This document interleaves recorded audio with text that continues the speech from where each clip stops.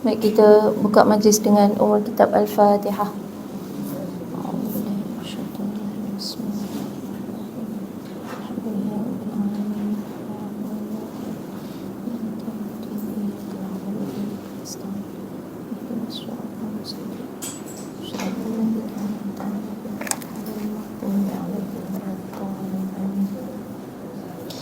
Amin amin ya rabbal alamin. A'udzubillahi minasyaitonirrajim. Bismillahirrahmanirrahim. Assalamualaikum warahmatullahi wabarakatuh. Alhamdulillah, alhamdulillahi rabbil alamin, wa bihi nasta'in, wa afdhalus salatu wa atamut taslim ala sayyidina wa habibina wa syafi'ina wa dhurrina wa maulana Muhammad. Qala rabbi shrah li sadri wa yassir li amri wahlul 'uqdatam min lisani yafqahu qawli amma ba'd. Alhamdulillah, segala puji bagi Allah, kita bertemu bersama-sama pada hari ini dalam sebuah majlis ilmu yang mudah-mudahan dirahmati Allah SWT dan diberkati oleh para malaikat. Dan kita sedang berada dalam majlis tafsir, kuliah tafsir, yang mudah-mudahan Allah berikan kepada kita kefahaman yang baik, Allah lapangkan dada kita. Amin ya rabbal alamin. Baik, kita sampai kepada ayat yang ke-62 surah Taha. Lama tak ada kelas. Tahun baru ni pun dah sekerat dah kan. Kira tahun lepas kan jumpa last. Baik, sampai ayat 62. A'udzubillahi minasyaitonirrajim.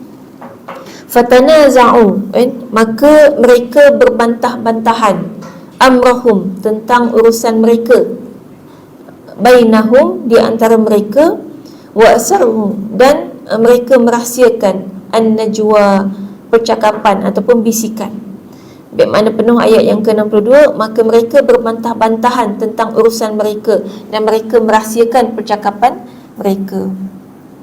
Baik, ayat ni sambungan daripada cerita sebelum ni. Kita dalam surah Taha ni, daripada awal surah itu kita bincang mengenai, dengan di awal surah ni kita ingat surah Taha ni adalah surah yang mengundang hidayah kepada Sayyidina Umar Al-Khattab. Jadi ayat yang pertama hingga ayat yang ke-5 dulu kan, kita tengok sampai ayat yang ke-6 itu tentang tauhidan. Jadi tauhid itu yang paling utama. Dan kemudian kita tengok panjang cerita tentang Nabi Musa kan, sampai ayat yang mula daripada ayat 9 sampai sekarang tu masih cerita Nabi Musa. Jadi maknanya cerita Nabi Musa adalah antara cerita yang paling panjang, dan sebenarnya paling banyak diceritakan dalam Quran tu kisah Nabi Musa dengan Bani Israel. Walaupun sebenarnya Bani Israel ni cerita dia ada dengan Nabi-Nabi lain juga kan, ada kebanyakan Nabi daripada Bani Israel, tapi banyak kisahnya daripada Nabi Musa AS, dan cerita dengan Nabi Musa ni panjang lebar. Kalau kita nak tengok macam mana boleh sebab panjang lebar, dia jadi satu keperluan kita. Kalau tengok Quran ni diturunkan kepada kita, kepada kita umat akhir zaman, umat Nabi Muhammad SAW. Jadi sebab Allah SWT akan menyediakan satu suasana dan situasi kepada kita pada akhir zaman ni, yang mana kita perlu berhadapan dengan kaum Bani Israel sampai kiamat. Jadi kalau kata sampai kiamat, maknanya sekarang kat Palestin tak akan selesai sampai kiamat. Jadi kalau kita kata, kalau tak akan selesai sampai kiamat, macam mana ni? Macam mana? Nah, kita dah nampak sekarang keadaan tu membiak kan? Perang tu dah membiak. Dah asalnya di Gaza saja, di Palestin saja, kemudian dah pergi sampai ke Lubnan. Dia dah kacau Lubnan kan? Sebab dia yang mula dulu kan? Dia mula kacau Lubnan, dan kemudian sekarang Lubnan dah turun kan? Cuma kita faham konsep dia, Lubnan turun tapi bukan pergi Gaza. Itu kena faham satu sistem ni, kita dah kena faham tu. Sebab dia ni merebak. Ni tak lama ni nanti ada lagi, kalau ikutkan ulama-ulama kata lepas ni akan sampai ke Iraq, Iran. Dan kalau sampai ke Iraq, Iran, satu dunia akan masuk. Dan kalau satu dunia kita masuk, Yaman masuk. Tapi Yaman dia tak pergi Gaza juga. Kita kena faham kaedah lah sekarang ni kan. Kan sebelum ni kan masa mula-mula kat Gaza tu, kau main orang Malaysia, kami nak pergi kan. Jadi kita nak kena faham kaedah. Kita tengok Yaman tak pergi sampai Gaza, dia jaga Laut Merah. Dan sekarang pun dah merebak, bukan Laut Merah je, sampai ke Lautan Hindi. Tapi tetap saja di sekitar kawasan dia. Kalau tengok dalam peta, Yaman kat bawah kan, Laut Merah sebelah dia, Laut Hindi bawah tu. Jadi maknanya masih di sekitar kawasan dia. Lubnan pun dia tak pergi Gaza, dia jaga dekat sempadan dia. sempadan Palestin dengan Lebanon. Kan ada 4 negara yang sempadan dengan Palestin. Jadi setakat ni baru Lebanon kan. Yang lain-lain tu tengah siap sedia juga. Maknanya memang akan berlaku tu yang Nabi SAW janjikan, menjelang kiamat memang akan berlaku peperangan yang besar di antara Islam dan Yahudi. Jadi perang tu memang dua agama. Hari ni manusia cuba menyempitkan, banyak berita-berita yang cuba menyempitkan apa yang berlaku di Gaza ni kepada misalnya paling sempit dia kata ini perang Hamas dengan Israel. Tu paling sempit. Padahal dia bukan macam tu kan. Kita tahu dalam Palestina sebenarnya ada banyak kan, banyak dia punya termasuk kalau Hamas ni sebenarnya parti politik. Jadi termasuk ada parti politik yang nama Fatah kan masuk juga dalam tu. Dia pun ada sayap militer juga, dan sayap militer dia dah turun kan, Saraya Al-Quds. Tu dia punya. Jadi setiap parti politik di Palestin itu ada dia punya tentera. Kita tak ada kan.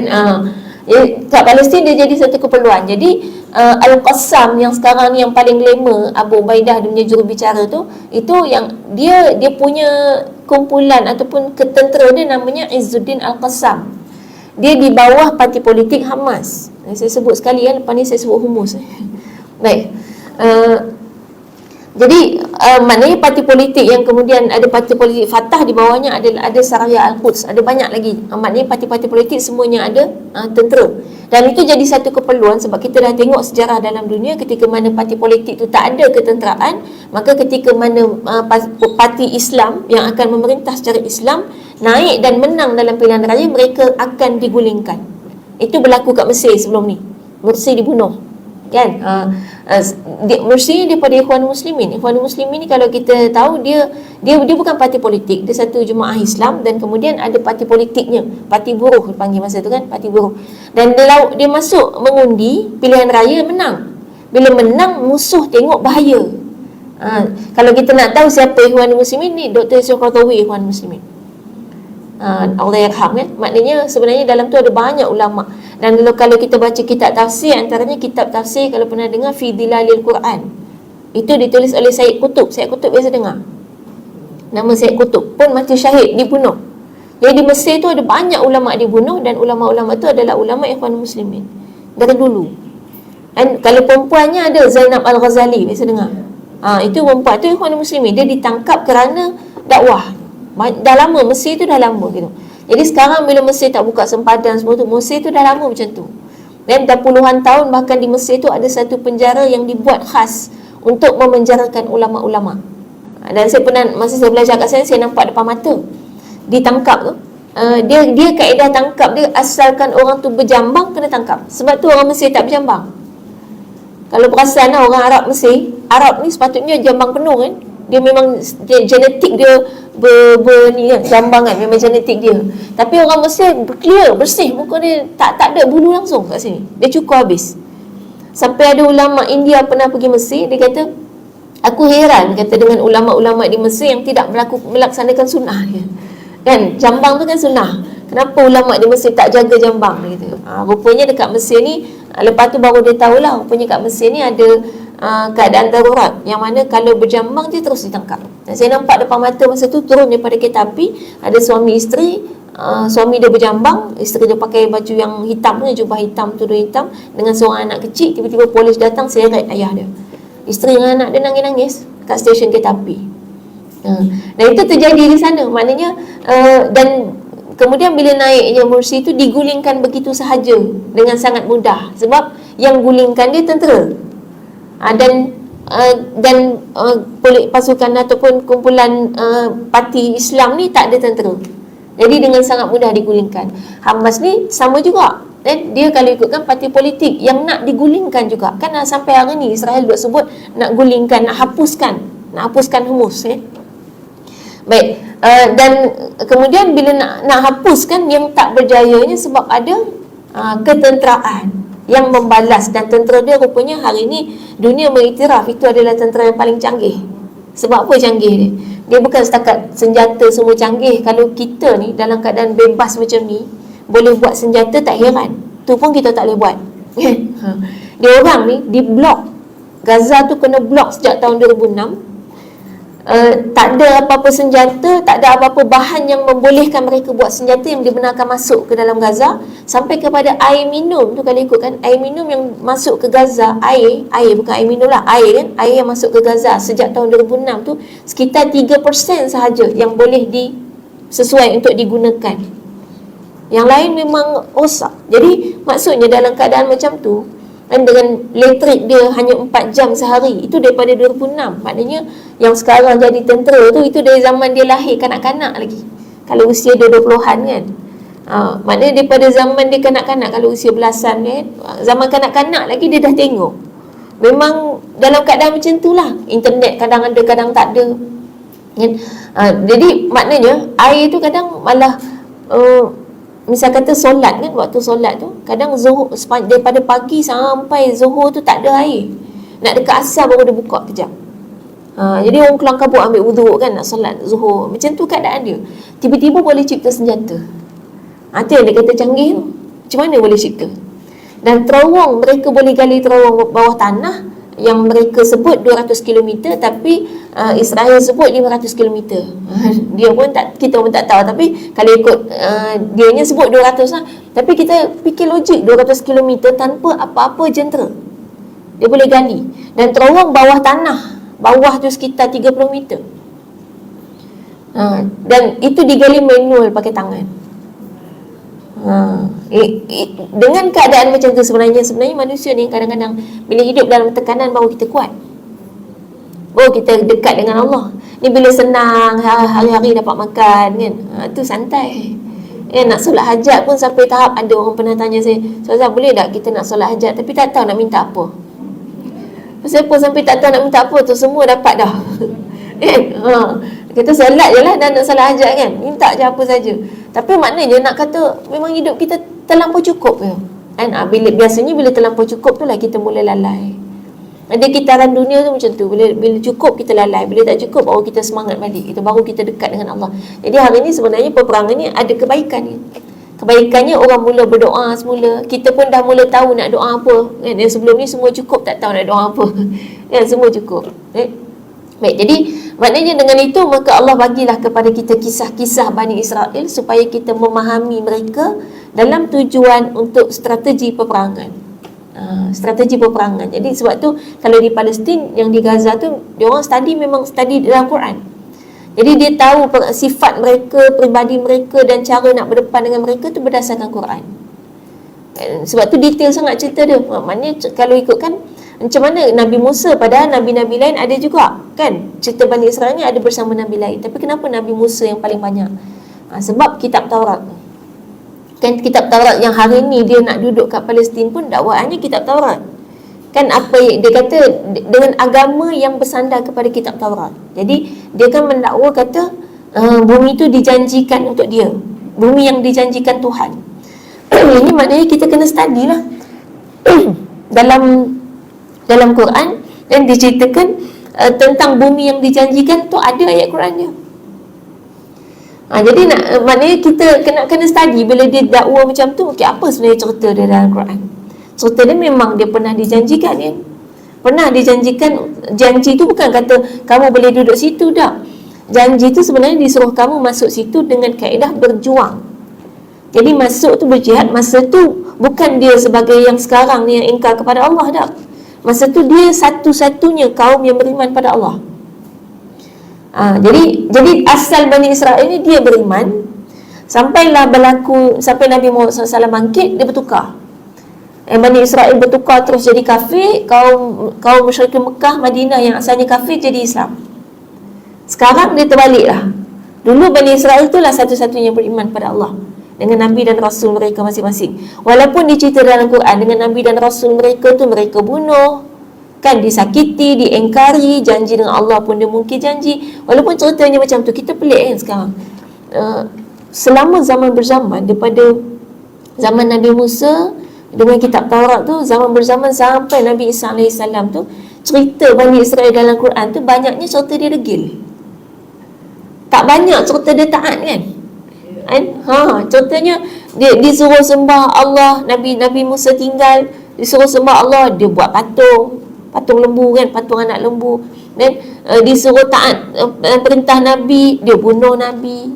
Kan disuruh Nabi Isa AS lahir, dituduh, difitnah. Kemudian kira panjang cerita dia sampai di tengah padang pasir, dia minta mengada-ngada gitu. Mengada-ngada minta makanan dari langit, dah dapat makanan dari langit, mengada-ngada minta makanan dari bumi pula. Tak mau dah makanan VIP, nak makanan dekat pasar pula. Lepas tu disuruh pergi berjuang, jawab macam-macam. Dia kata, kamu pergilah dengan Tuhan kamu seorang-seorang, kami duduk sini, nanti dah menang panggil kami. Dia gitu. Sebab tu dia suruh Gaza tu keluar kan. Itu kalau kita belajar dalam Quran memang betul strategi dia, sebab sifat dia memang macam tu. Walaupun kita kata dia bercampur-campur bangsa, bukan semua Bani Israel, tapi basicnya tetap dia Zionis. Ada Yahudi yang tidak pro, maknanya tidak Zionis kan, maknanya dia tetap suruh berhenti, semua nak kedamaian dan sebagainya. Tapi kita tetap ambil basic, sebab Quran tu cerita macam tu. Sebab tu apa pun dunia nak kata cerita pun kita ambil balik dalam Quran. Basicnya memang macam tu. Kaedah dia akan ikut dalam ni. Jadi Allah dah bagi kita manual. Ni manual kaedah nak berperang. Kan? Perang kena faham musuh. Sebab tu tadi kita kata Yaman dia tak pergi Gaza, tapi dia jaga Laut Merah kan, sekarang Lautan Hindi. Lebanon tak pergi Gaza juga, dia jaga sempatan dia. Kan? Itu teknik perang. Jadi kita orang Malaysia jangan pernah fikir nak pergi Gaza. Nak pergi Gaza, nak pergi angkat senjata. Kita tanya, senjata apa pandai angkat sekarang? Pisau dapur boleh. Pisau dapur sekarang tak boleh dah, tak pakai dah tu kan. Sekarang kena hak jarak jauh belaka. Hak jarak jauh apa yang kita pandai kan? Semua tak boleh, apa pun tak boleh.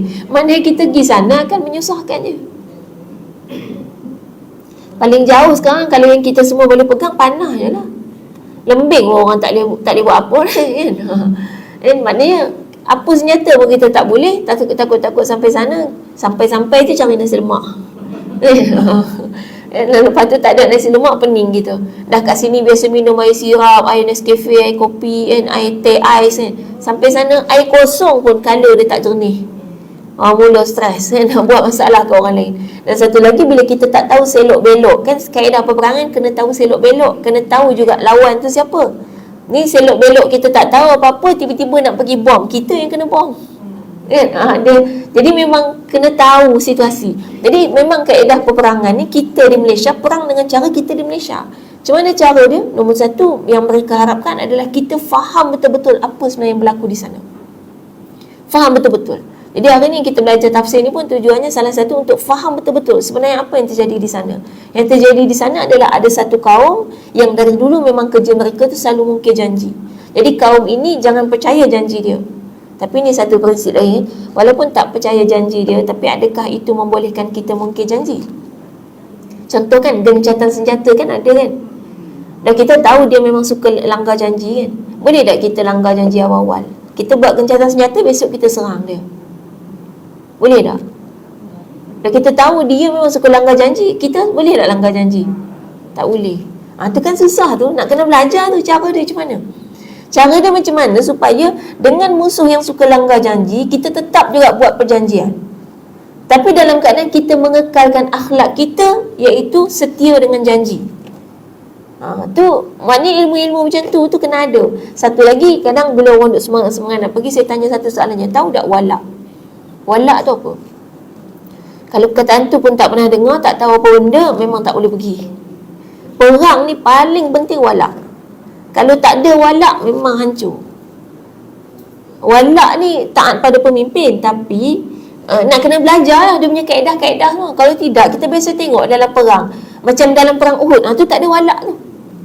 Nabi suruh duduk atas tu kan, walau apa pun terjadi jangan pergi mana-mana. Pergi juga ya. Itu maknanya kalau ikutkan situasi, kita kalau dengar cerita, kadang kita dengar, loh siapa suruh dia pergi juga? Nabi katakan jangan, dok cuba duduk situ tengok apa jadi. Dia kalau duduk dalam situasi, kadang-kadang kita berfikir takkanlah macam ni, nak duduk juga sini. Nabi bolehlah katalah ketua kita kata ketua kita bolehlah suruh kekal kat sini sebab dia tak ada kat sini sekarang.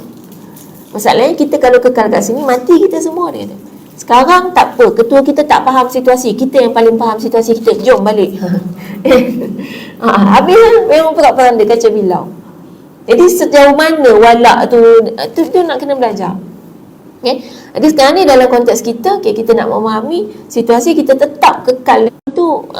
Waktu gencatan senjata, apa yang Al-Qassam buat? Dia tak langgar kan gencatan senjata, tapi apa dia buat? Itu satu kaedah yang kita boleh belajar. Dia keluarkan satu ucapan lah, maknanya satu peringatan, warning kata. Kita memang buat gencatan senjata, dia kata, tapi ingat senjata kami tidak pernah masuk ke sarungnya. Maknanya kami sentiasa siap siaga pada bila-bila masa. Jadi maknanya itu satu sifat, kita dah tahu dia mungkin janji, maka kaedah kita ialah jangan tidur-tidur pula dah buat gencatan senjata. Okey lah, boleh tidur, okey, semua boleh makan-makan bebas, tidur, rehat sikit kan. 4 hari gencatan senjata kita rehat. Tak ada rehat sebab tahu dia suka mungkin janji kan. Jadi sekali dia serang, kita akan serang balas balik, maknanya kita dah bersedia. Itu antara teknik kaedah gitu kan. Jadi sekarang ni kita tengok yang berlaku ni satu lagi kaedah macam mana. Ini cerita Nabi Musa AS di Mesir kan. Ini cerita dekat Mesir. Jadi ini sejarah dia. Asalnya Bani Israel bukan penduduk Mesir. Mesir dia penduduk asal dia apa? Bangsa apa? Qibti. Kaum Fir'aun tu nama dia Qibti. Jadi kaum asal Mesir Qibti. Macam mana Bani Israel boleh sampai ke Mesir ramai-ramai? Nabi Yusuf. Nabi Yusuf buat masuk. Sebab Nabi Yusuf tu siapa? Bapak dia Nabi Yaqub. Bapak dia Nabi Yaqub. Dia Bani Israel lah. Bani Israel maknanya anak-anak Nabi Yaqub. Jadi Nabi Yusuf anak-anak Nabi Yaqub. Macam mana Nabi Yusuf boleh sampai ke Mesir? Sebab dia ditangkap. Dia dibawa ke Mesir, dibawa lagi ke Mesir. Macam mana dia boleh ditangkap? Dia dibuat oleh satu rombongan tu melalui kawasan yang Nabi Mesir Datuk Lagu-Lagu tu. Adik-beradik nak bunuh dia, tapi dibuang dalam telaga. Sebenarnya adik-beradik 5 orang yang nak bunuh dia tu, ada seorang tu nak selamatkan Nabi Yusuf.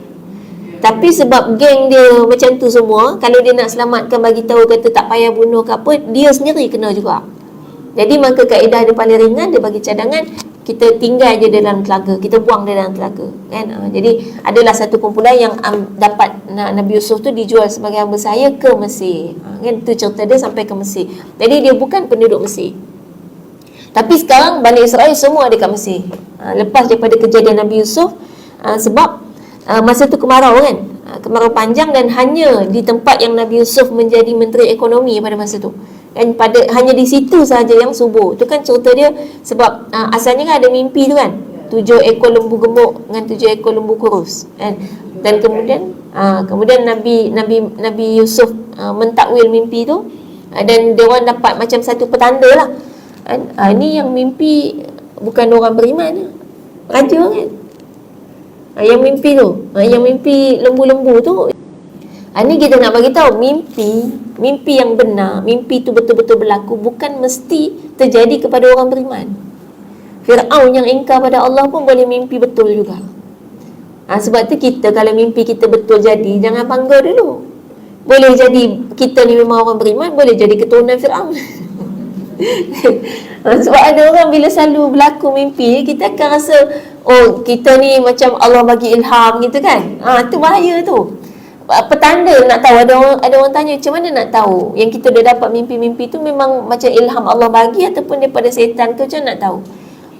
Untuk tahu bukan melalui terjadi atau tidak mimpi tu, tapi tengok kepada apa yang terjadi kepada kita selepas kita selalu dapat mimpi-mimpi tu. Tengok apa yang jadi pada kita. Kalau kita kemudian rasa kita ni orang yang selalu dapat ilham daripada Allah, kita rasa Allah sayang kita, itu maknanya petanda tu datang daripada setan. Tapi kalau kita rasa takut, kita rasa bimbang, kita serahkan diri kita pada Allah, kita rasa kita ni bukan siapa-siapa, kita rasa sepatutnya kita tak dapat pun benda-benda ni, kenapa tiba-tiba kita boleh dapat, kita jadi semakin dekat dengan Allah, itu baru petanda dia datang dari Allah. Cuma kalau sampai bila kita rasa macam tu, lepas tu kita tahu, oh ini maknanya tanda datang daripada Allah, tu sekali lagi datang pada setan pula. Sebab apa? Sebab bila kita dah rasa, kita ni dah rasa takut ni, risau ni, kita jadi tanya ustazah macam mana kan, kita bimbang kalau ni datang pada setan. Kita dah rasa, oh kalau aku ada perasaan macam tu, maknanya betul lah ni datang pada Allah. Sekali kita rasa, oh ni maknanya betul datang pada Allah, maknanya datang pada setan. Nampak tak? Bingung macam mana tu. Kesimpulannya mudahnya cerita, kalau dapat mimpi macam tu, jangan fikir dia datang pada siapa. Jangan fikir dia ni apa kedudukan kita, tak payah fikir. Sekali kita fikir dah bahaya. Tak payah fikir. Yang penting adalah tindakan kita kalau dah macam tu, kita merasa kita ni tak layak, kita sepatutnya kalau rasa kita tak layak, bukan sekadar duduk diam je dah. Kalau rasa kita tak layak, rasa kita bukan siapa-siapa, kita akan semakin mendekat pada Allah. Jadi petanda dia memang dalam fikiran dan hati kita tak ada apa-apa perasaan pun dengan mimpi tu, tapi yang kita fikirkan hanyalah fokus untuk kita mendekat kepada Allah SWT. Jadi tu yang sampai akhirnya bila mimpi tu kemudian ditakwilkan bahawa tu petanda adanya kemarau, dan Nabi Yusuf lah kemudian jadi menteri ekonomi, dan dia simpan makanan kan sampai cukup bertahun-tahun. Dan masa itulah keluarga dia, adik-beradik tu yang dulu buang dia semua tu datang ke situ untuk minta makanan, tapi tak kenal Nabi Yusuf kan. Sebab dah dewasa kan, dah jadi menteri. Dipendekkan cerita, maknanya sampailah akhirnya mereka semua berhijrah pindah ke Mesir. Dan pada ketika tu, sebab Nabi Yusuf adalah menteri ekonomi, maka Bani Israel diangkat pada kedudukan yang tinggi. Adik-beradik, anak beranak menteri kan? Anak beranak menteri hebatlah kan? Dapat tempat VIP juga. Sampailah berlalu zaman berzaman, dia tetap dengan perangai dia. Maknanya walaupun dia keluarga menteri, dia lah dulu yang nak bunuh menteri tu kan? Dan lepas dia duduk ramai-ramai, dia angkat pula kedudukan sebab jadi keluarga menteri kewangan, dia tetap dengan perangai dia macam tu. Jadi orang memang tak suka dia, cuma sebab ada Nabi Yusuf orang duk bertahan. Sampai lama-lama Nabi Yusuf pun wafat. Dan bila Nabi Yusuf wafat, zaman berzaman, berubah-ubah zaman, akhirnya dengan perangai-perangai dia ni, orang Mesir mula rasa tak suka. Dan kemudian kita tahu cerita dia kan, zaman Fir'aun yang Nabi Musa ni, dia hamba sahaya kan. Bani Israel jadi hamba sahaya yang bina piramid tu kan. Piramid ni dibina daripada batu, bukan batu tempat tu. Kalau siapa biasa pergi piramid, padang pasir tak ada batu kan. Batu ambil dari mana? Piramid tu duduk kat utara Mesir. Batu piramid tu diambil dari selatan sempadan negara bawah. Jadi macam mana cara dia bawa batu tu sampai ke utara? Masa tu tak ada jentera apa-apa. Dia hanyutkan di Sungai Nil. Sungai Nil tu manjang naik atas, utara selatan. Then dia hanyutkan sampailah ke Sungai Nil. Jadi yang hanyut tu bukan hanyut lepas macam tu je. Yang maknanya adalah yang kawal, yang uruskan tu, itu Bani Israel semua yang buat. Berpuluh-puluh ribu orang Bani Israel mati masa tengah buat piramid. Jadi mereka ni diperhambakan sampailah Nabi Musa datang, kemudian Allah perintahkan Nabi Musa untuk bebaskan Bani Israel daripada perhambaan. Sebab masa tu Bani Israel lah satu-satunya kaum yang beriman. Jadi walaupun jadi hamba sahaya semua tu, dia adalah satu-satunya kaum yang beriman. Jadi akhirnya disuruh bebaskan, sampailah berlakunya peristiwa Nabi Musa AS berdebat dengan Fir'aun. Yang berdebat dengan Fir'aun ni bukannya debat saja yang kita katakan berdebat sebab nak bebaskan Bani Israel dah. Asalnya memang dakwah kan? Maknanya kalau misalnya Fir'aun tu Islam, contoh Islam lah, dia tak pakai nama dia, bukan Islam lah, tapi agama Tauhid gitu, tapi agama yang sama dengan kita. Maknanya kalau sampai Fir'aun tu beriman, okay, kita letak beriman kalau sampai Fir'aun tu beriman, automatik bebaslah Bani Israel lah. Bani Israel tu jadi hamba sahaya sebab Fir'aunnya tak beriman kan. Kalau dia beriman, selesai dan tak ada lagi hamba sahaya tu, semua akan bebas. Jadi kemudian didakwahlah kepada Fir'aun, dan sampailah kepada dakwah yang pertama dengan kaedah mula-mula qaulan layyinan kan. Ingat lagi Allah bagi tahu, kamu pergi jumpa dengan Firaun, cakap elok-elok, cakap lembut-lembut. Itu step pertama dalam berdakwah, cakap elok-elok. Kemudian dah cakap elok-elok, tak dengar kata juga, degil. Ni kena pergi step yang kedua, iaitu dengan berdebat. Jadi mulalah berdebat, yang Nabi Musa bawa bukti, kata Tuhan, siapa Tuhan kita? Allah tu adalah yang boleh membangkitkan yang mati kan, menghidupkan yang mati, mematikan yang hidup, boleh menerbitkan matahari, bulan kan, dan kemudian dengan segala menciptakan yang ada kat bumi ni semua. Masih lagi Firaun degil. Maknanya dah ada semua bukti ni jelas. Dia degil juga, tak mau juga. Kemudian kaedah yang Fir'aun gunakan untuk lawan, sebab dah lawan fakta tak betul, tak dapat, kalah kan. Maka Fir'aun gunakan kaedah untuk menuduh Nabi Musa pula. Ini kaedah musuh pula. Jadi kaedah musuh ni, dia kalau lawan kita tak dapat, dia akan cari identiti orang tu, dia akan hujum identiti. Macam berlaku kat Palestin sekarang, maknanya dia hujum identiti Humus tu. Saya sebut Humus tu, boleh faham ni? HAMS. Untuk mengelakkan kena blok online ni, TikTok. Baik, jadi maknanya dia blok, dia blame identiti Humus, mengatakan dia pengganas. Tapi hebatnya macam mana Humus membuktikan siapa dirinya kepada dunia tanpa bercakap apa-apa.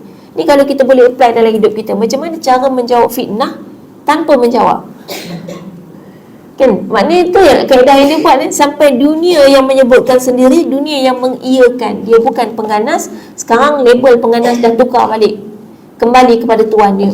Tuan dia itulah Amerika dan Israel. Sekarang dunia marah Amerika serang Yaman kan. Nampak dah merebak dah. Asalnya Amerika duduk diam bagi senjata je, sekarang dia dah turun kan, turun tangan kan? Dan ada dia kan selama ni sebenarnya Amerika ni mengawal dunia dan menjadi kuasa besar dunia bukan dengan kehebatan dia, tapi dengan menyekat kehebatan orang lain. Contoh, dia supply senjata ke seluruh dunia dan dia tak akan supply senjata yang paling hebat.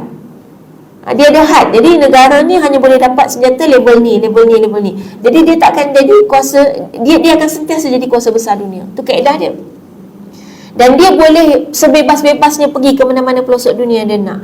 Tiba-tiba Laut Merah dia tak boleh pergi. Tu dia marah. Maknanya kuasa dia dah tercabar. Dan sebenarnya mereka tak ada banyak masa. Nak pilihan raya, kita tahu kaedah pilihan raya. Kalau pilihan raya dengan keadaan sekarang ni, confirm Biden takkan naik lagi kan? Rakyat dia dah memberontak kan, rakyat dia semua marah. Jadi dia tak boleh lama-lama macam ni kan? Maknanya dia sendiri tu terancam. Kita kena ingat je lah, sebenarnya dalam suasana macam ni, suasana peperangan dan sebagainya, orang beriman ada tempat bersandar. Kita ada Allah gitu. Tapi orang kafir gelisah, dia nak sandar ke siapa? Kalau dia kata dia ada Tuhan, dia pun tahu Tuhan dia dengan Tuhan dia macam mana dia punya connection, istilah dia kan. Contohnya dia pergi gereja seminggu sekali, itu pun bukan semua orang pergi. Siapa yang rajin pergi gereja tu dah kira paling taat. Jadi kalau connection dia dengan Tuhan dia macam tu, agak-agak macam mana dia nak bersandar dengan Tuhan dia dalam apa-apa masalah kan? Dia hanya akan cari Tuhan dia kalau ada masalah kan? Jadi maknanya akhirnya mereka sebenarnya tak ada tempat bersandar. Sebab tu Allah bagi tahu juga dalam Quran, dalam situasi peperangan, sebenarnya kamu sakit. Allah kata kamu memang akan sakit bila perang. Kita sakit gitu kan. Dan kamu kena tahu musuh kamu pun sakit. Sakit juga, kena tembak, kena serang. Dia orang pun hidup tak tenang. Bahkan sekarang kemudian Allah bagi tahu, tetapi kamu ada Allah untuk kamu bersandar dan mereka tidak ada siapa-siapa. Sebab tu yang jadi kat Israel, berapa banyak tentera dia yang trauma, yang sakit mental, yang akhirnya yang ada yang sampai kan dia sampai ahli psikologi dia banyak turun kan. Tentera dia banyak yang sakit mental kan?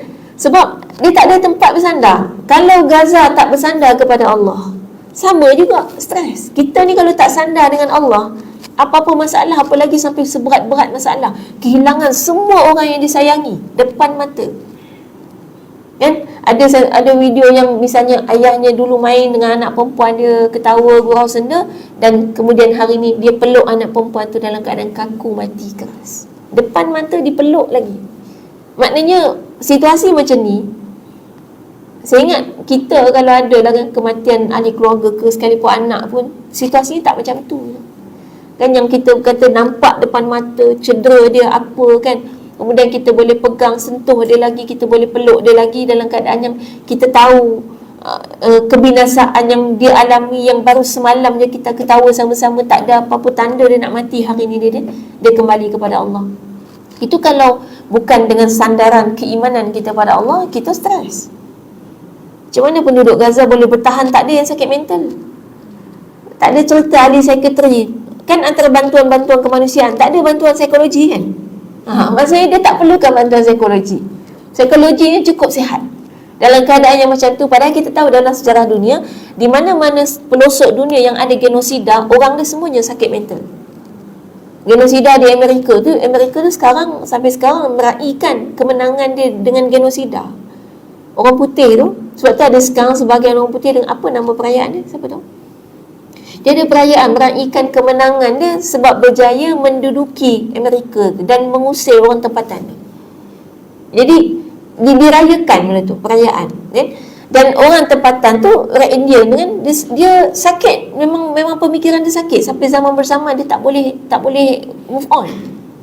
Kan, sebab dia di genosida macam tu. Maknanya orang kalau tak ada sandaran kepada Allah, mereka baik tapi bukan Islam. Bila bukan Islam, dia tak ada sandaran Tuhan dia tu, dia boleh bersandar setakat mana. Dia tak boleh bersandar sampai macam kita. Macam kita ni betul-betul kalau kita tak ada sesiapa, tak ada apa-apa, kita ada Allah gitu. Dia orang tak ada. Dia bersandar setakat mana je. Dia tak boleh sampai tahap macam kita. Okay. Jadi itu makna keadaan situasi yang berlaku pada masa tu, dan kita tengok sekarang ni sampailah kemudian bertukarlah kaedah Firaun tadi untuk berdebat dengan Nabi Musa. Maka dah kalah semua tu, dia pun hujung tuduh Nabi Musa tu sebagai orang yang nak cari kuasa. Ini kena ingatlah, Nabi Musa AS tak buat apa-apa pun, cuma sekadar nak bawa kebenaran, kena fitnah. Difitnah kan. Fitnah kata dia nak kuasa. Sebab tu dia nak berlawan dengan Firaun, sebab dia nak rampas kuasa. Itu tuduhan dia. Kan? Kita kalau kena fitnah sikit-sikit tu tak ada apa. Kita kalau kena fitnah peribadi itu memang lagi tak ada apa-apa. Yang ini yang difitnah kerana kita bawa ajaran. Kalau misalnya kita bawa ajaran yang benar, kemudian ajaran yang kita bawa itu yang difitnah, atau difitnah individu kita kerana ajaran Islam yang benar yang kita bawa, itu satu nikmat lagi. Kenapa nikmat? Sebab itu jalan Nabi dan Rasul. Maknanya petanda kita dah mula masuk jalan Nabi dan Rasul yang sebenar. Hari ni kan banyak tu, dunia dakwah ni kan ada banyak fitnah yang, kalau ke Indonesia tu dia ada istilah radikal. Jadi ada setengah pendakwa-pendakwa yang dilabel radikal dan radikal. Padahal mereka ni kalau kita tengok memang bawa ajaran Islam yang benar, dan Ahlussunnah wal Jamaah, dan disokong oleh ulama-ulama dunia dan sebagainya. Tapi orang label dia dengan radikal. Maknanya tu bagusnya, maknanya dia dah masuk jalan dakwah yang sebenar. Dan ujian paling kecil dalam medan dakwah jalan Nabi dan Rasul tu adalah fitnah. Paling kecil ujian. Sebab selain tu kan nak dibunuh, kan, nak dipenjarakan, diseksa, kan. Jadi maknanya fitnah tu paling kecil. Jadi kalau kita kena fitnah memang tak ada apa-apa. Kena ingat gitu je. Kalau difitnah peribadi kita, individu, semata-mata sebab kelemahan kita, lagilah tak patut rasa sedih. Sebab kita memang manusia biasa pun, kan. Memang kita lemah pun. Jadi sekarang ni Firaun cuba fitnah Nabi Musa, dan kemudian kalah juga. Maknanya akhirnya dia bawa kaedah, okey dah lah, sekarang kita lawan pakai ilmu pula. Dan ilmu yang paling viral pada masa tu adalah ilmu sihir.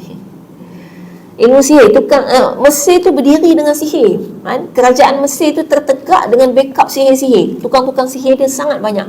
Ada ratusan ribu tukang sihir. Dan tukang sihir tak sembunyi-sembunyi. Kalau kita sekarang, misal kata ada orang main Masjid Taqwa, kan, Masjid Taqwa ni tiba-tiba bagi tahu, saya tukang sihir. Jadi mana dia? Saya ni tukang sihir, main nak tolong jaga taman Tun Dr. Ismail ni. Kita boleh terima tak dia? Tak boleh kan? Sebab dia tukang sihir. Bayangkan zaman tu, kalau dia declare dia tukang sihir, dia akan disanjung tinggi. Jadi memang tukang sihir tu pekerjaan yang sangat mulia lah pada masa tu, dan dia open, terbuka, tak ada sembunyi-sembunyi dah. Hari ni kalau di Malaysia kita sekarang, lagilah orang sembunyi-sembunyi. Tok Bomo sekarang dah tak tunjuk muka dah. Dia tak ada dah, duduk dalam bilik gelap, lepas tu ada asap-asap kemenyan, kan, ada tengkorak satu kat ujung ni, lepas tu lampu malap-malap, ada sarang laba-laba, kan. Zaman dulu kan gitu tu bilik Tok Bomo. Sekarang tak dah. Tok Bomo sekarang pakai jubah, kan, pakai jubah, pakai serban, baca ayat Quran. Tu pusat perubatan Islam. Bukan semua pusat perubatan Islam tu betul-betul perubatan Islam. Memang ada yang bomoh sebenarnya, bomoh yang memang guna jin. Tapi sebab masyarakat kita tak boleh terima, maka dia tukarlah dia punya topeng. Tapi dia baca ayat Quran, macam mana pula? Ayat Quran ni setan tak takut. Itu yang contoh-contoh hantu duk tunjuk setan lari bila tersentuh Quran. Kita pegang Quran je, setan lari. Tak betul. Kan? Kalau gitu kak, orang kalau baca Quran tak pernah fikir nak berhenti baca kan. Sebab tak ada setan kacau. Mesti kalau kita baca Quran, khatam tiap hari. Sebab baca je Quran, setan tak kacau dah. Masalahnya, buka je Quran, setan melonggok-longgok datang. Tu yang baru baca sikit nak berhenti, baca sikit nak berhenti. Ngantuk kan, baca ngantuk. Lain kali tutup terus Quran, tutup mata sekali. Tapi syaitan takut macam mana dengan Quran tu kan? Syaitan tu takutnya dengan orang yang baca Quran. Jadi macam mana takwa kita ketika membaca Quran, macam mana kita faham isi kandungan Quran, yang tu yang dia takut dengan orang yang baca. Sebab itulah macam orang kata perawatan Islam, kadang-kadang kita baca surah yang sama, tapi masa ustaz tu baca lain kesan dia, masa kita baca awak tak berkesan-kesan. Tak jadi apa-apa. Pasal kita baca, misalnya kita baca ayat kursi tapi dalam ketakutan.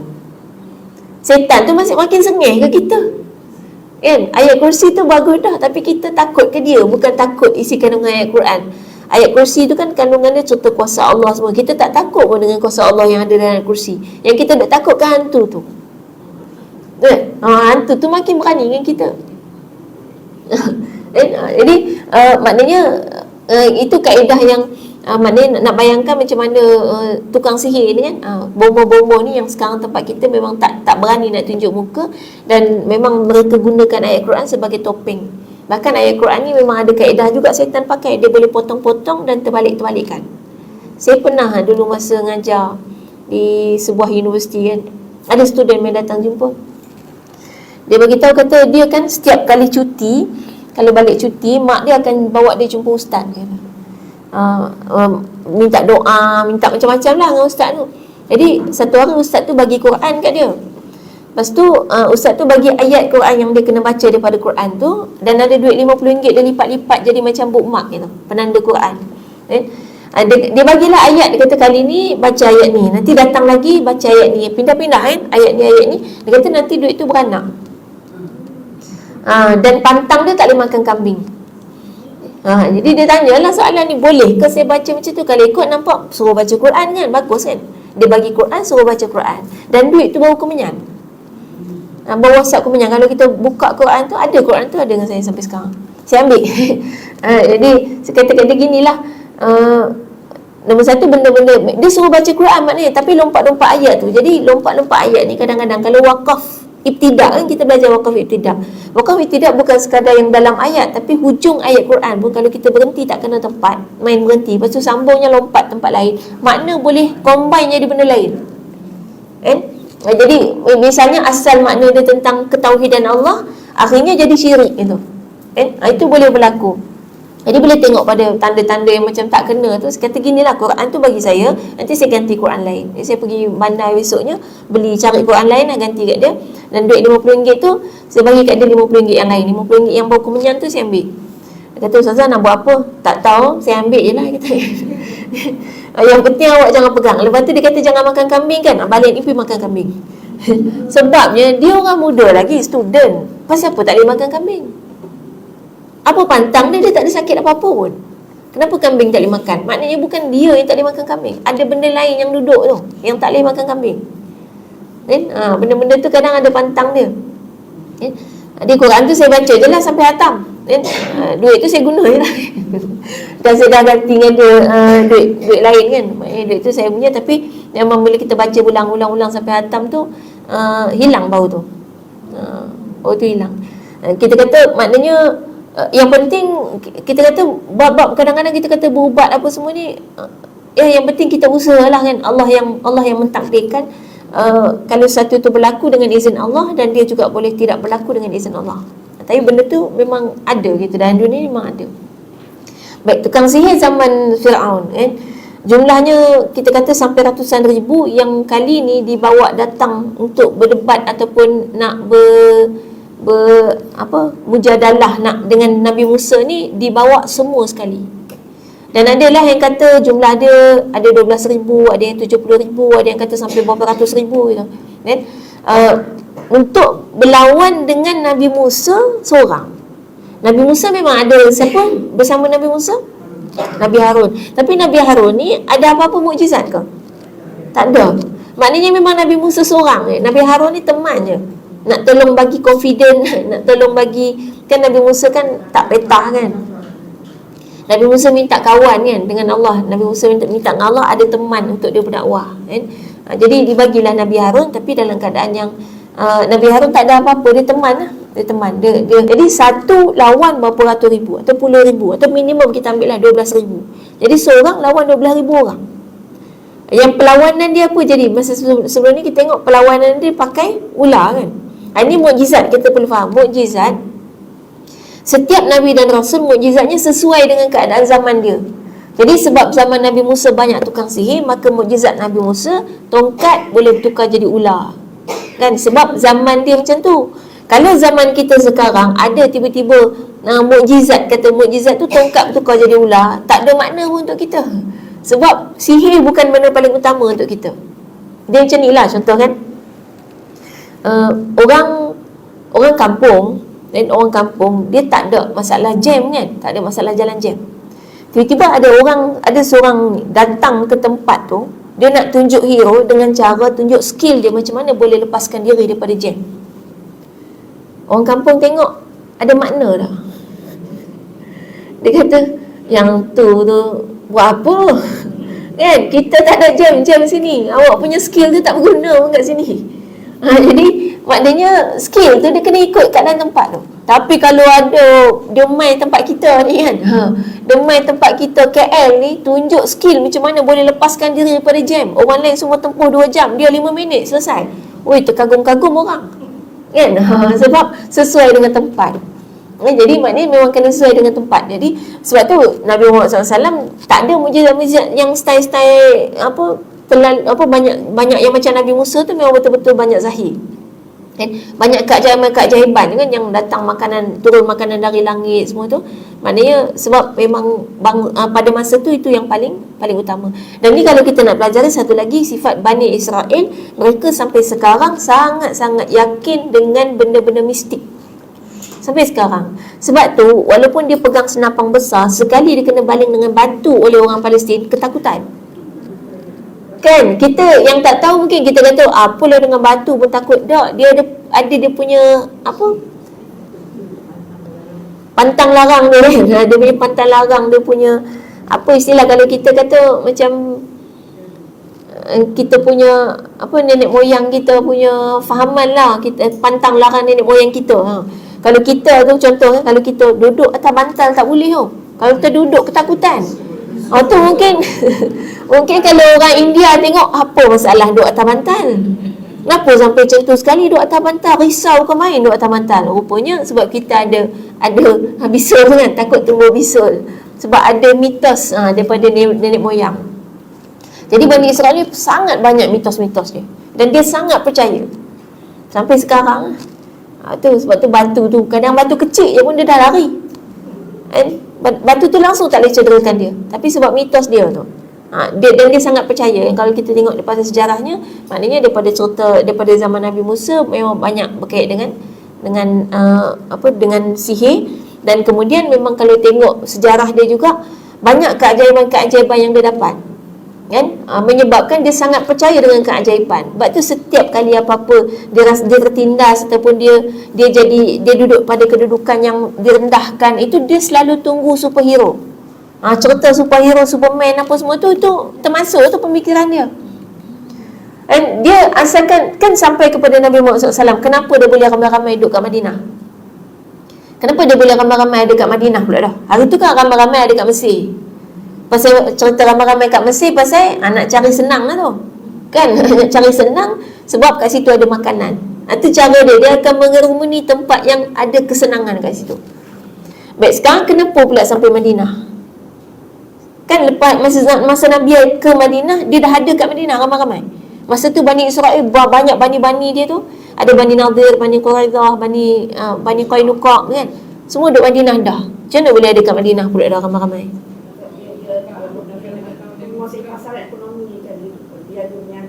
Tu antara yang dia buat. Tapi kenapa dia pergi sana ramai-ramai? Dia bukan duduk situ asal. Dia nak cari, itulah superhero Islam. Superhero yang disebut dalam kitab dia. Itulah Nabi akhir zaman yang dia tak tahu lagi masa tu siapa kan. Dia, yang tahu superhero tu akan muncul di tempat sekian-sekian tu, dia baca dalam Taurat tu disebut Madinah lah. Jadi superhero tu akan ada kuasa di Madinah. Dalam kitab Taurat tu sebut juga pasal Mekah. Tapi bila tengok baca-baca dalam kitab Taurat sebut kata Nabi ni masa kat Mekah susah. Dia tak nak pergi. Dia tunggu kat Madinah. Kan?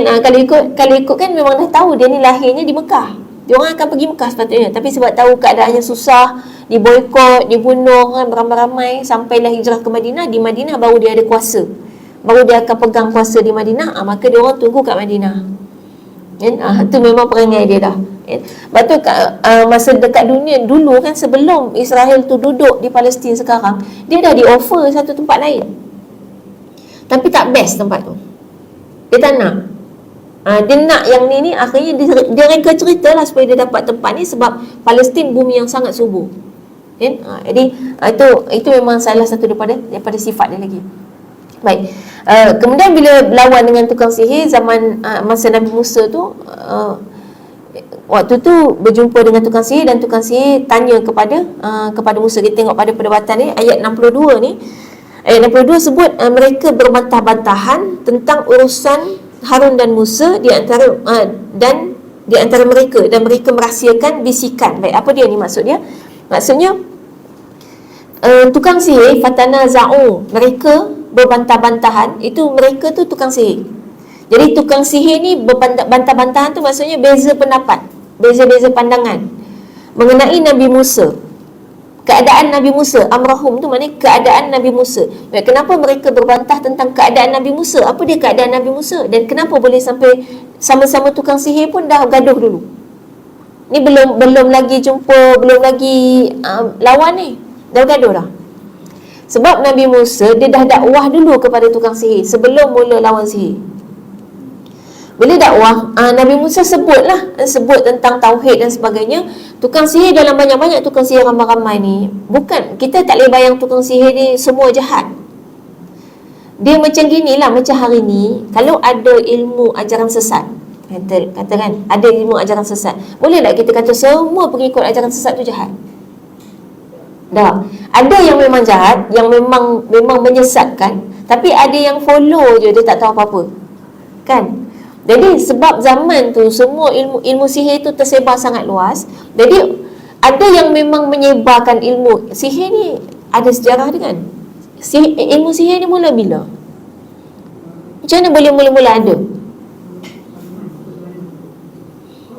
Nabi Sulaiman tu dah kira lepas Nabi Sulaiman wafat, itu setan dah manipulasi. Tapi sebelum tu lagi, yang buat turun tu malaikat. Jadi ilmu sihir dari langit juga Allah bagi. Malaikat buat turun, malaikat Harut dan Marut. Cari dalam Quran ayat surah Al-Baqarah. Ada bibabil Harut wa Marut. Bibabil, bi tu dengan Babil tu Babylon. Jadi dia asal tempat dia Babylon. Kat mana Babylon sekarang? Iraq. Iraq tu pusat sihir. Jadi kita kadang bayang kalau sihir-sihir tu belah kita banyak tau.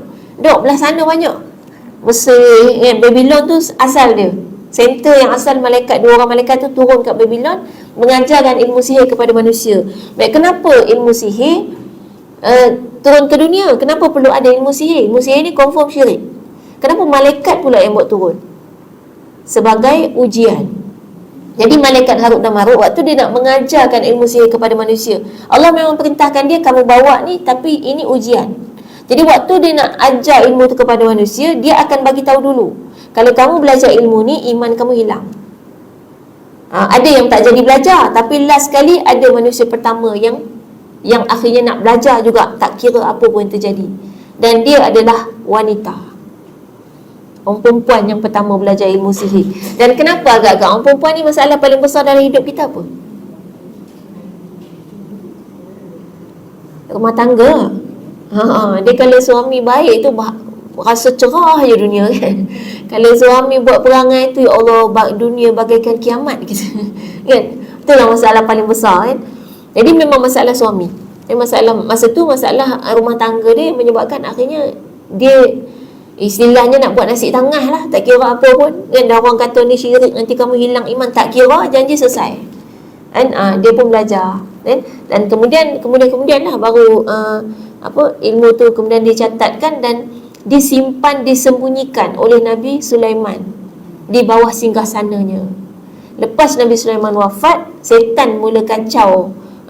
Masa tu kan ada jin yang dia buat kerja. Nabi Sulaiman wafat tu kan orang tak perasan, tak tahu kata dah wafat. Kan masih duduk atas singgasana.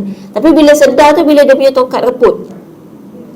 Jadi maknanya bila tengok tu, Nabi Sulaiman dah tak ada, okey berhenti buat kerja, setan mula mendominasi. Masa tu kan makhluk tu semua rakyat Nabi Sulaiman. Rakyat Nabi Sulaiman bukan manusia saja kan. Ada jin, ada semua ada. Jadi akhirnya dia orang pun mula menghasut. Tahu tak? Nabi Sulaiman tu boleh hebat, kuasa dia mai dari mana? Kalau kamu nak tahu, korek bawah singgasana tu. Tu yang dia mula. Dan dia mula akhirnya korek. Dan dia kata inilah dia yang Nabi Sulaiman bawa. Itu yang Nabi Sulaiman hebat tu, boleh kuasai semua dunia ni. Bukan sekadar manusia. Sampai hari ni tak ada mana-mana kuasa yang lebih power daripada Nabi Sulaiman. Sehebat-hebat kuasa Amerika, dia tak boleh kendalikan harimau. Singa harimau dalam hutan tu, dia tak boleh nak handle langsung kan. Singa tu nak makan apa, harimau nak makan apa, dia tak boleh kacau langsung. Ular tu nak telan siapa, dia tak boleh kacau langsung. Semut pun dia tak boleh kacau. Dan manusia je dia boleh handle. Jadi sampai akhirnya tersebarlah ilmu sihir tu dan berpanjangan zaman bersamaan.